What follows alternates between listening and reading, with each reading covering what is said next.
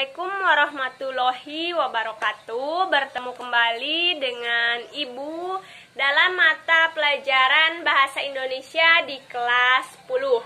Nah, pada kesempatan kali ini Ibu akan melanjutkan materi pembelajaran mengenai teks anekdot. Nah, minggu sebelumnya kita telah belajar mengenai teks anekdot.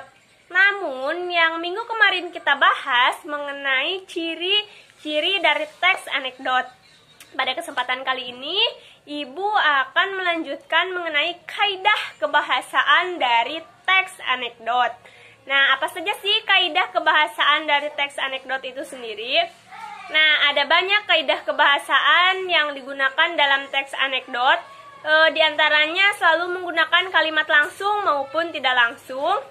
Selalu menggunakan nama tokoh orang ketiga, kemudian selalu menggunakan keterangan waktu. Nah, tapi ada ciri kaidah kebahasaan teks anekdot yang sangat lazim sekali kita jumpai. Ada kurang lebih 6 dari ciri khas kebahasaan dari teks anekdot itu. Nah, apa saja? Yang pertama, menggunakan kalimat yang menyatakan peristiwa masa lalu. Kemudian yang kedua, banyak menggunakan kalimat bergaya retoris. Kalian tahu nggak apa itu retoris? Retoris itu kalimat pertanyaan yang tidak membutuhkan jawaban. Jadi kalimat retoris itu bertanya tapi seolah jawabannya sudah tahu, jadi tidak usah diberikan jawaban. Nah, kemudian yang ketiga itu menggunakan konjungsi atau kata penghubung yang menyatakan hubungan waktu yang kronologis, seperti akhirnya, kemudian, lalu. Nah, kemudian yang keempat adalah menggunakan kata kerja aksi seperti menulis, membaca, dan berjalan. Yang selanjutnya, yang kelima itu menggunakan kalimat perintah atau imperatif. Nah, yang terakhir yang keenam itu adalah menggunakan kalimat seru.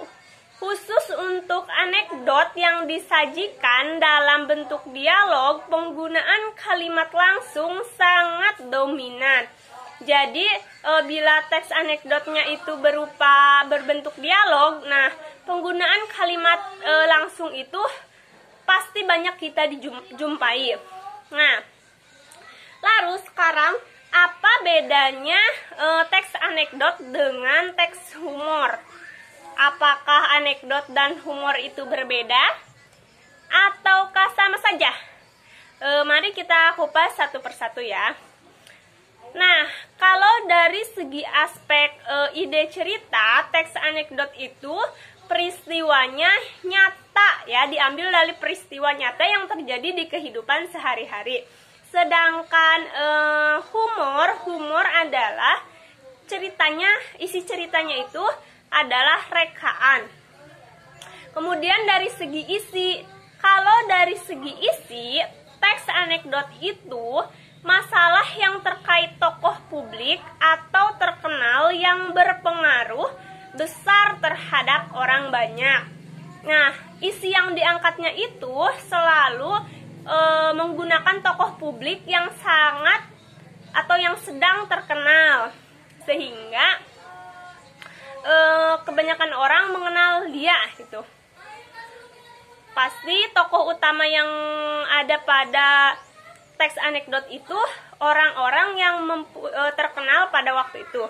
Kemudian kalau humor dari segi isinya yaitu masalah kehidupan sehari-hari yang banyak dialami oleh masyarakat.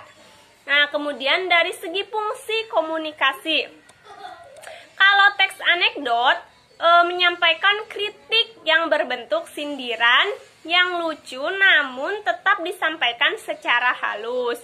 Nah, kalau teks anekdot itu sifatnya menyindir dalam bentuk karya ya. Kalau humor itu fungsinya jelas untuk menghibur. Kemudian makna tersirat dari teks anekdot. Nah, biasanya memiliki makna tersirat berupa saran, harapan, atau kritik yang membangun objek dan tidak menyudutkan. Kalau dalam teks anekdot itu, makna tersiratnya membangun, jadi menyampaikan saran, kritik terhadap seseorang, namun disampaikannya secara halus. Sedangkan teks humor itu tidak memiliki makna tersirat karena tujuannya benar-benar untuk sekedar menghibur. Nah, kita telah membahas 2 subbab, yaitu mengenai kaidah kebahasaan teks anekdot, kemudian perbedaan antara teks anekdot dan teks humor. Nah, pertemuan kali ini dicukupkan sampai sini dulu. Apabila ada yang tidak mengerti atau mau ditanyakan, silahkan hubungi ibu. Kemudian bila ada hal-hal yang mau ditanyakan, silahkan langsung komen aja.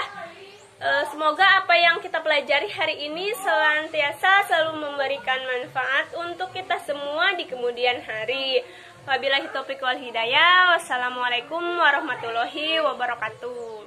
Terima kasih. Bye-bye.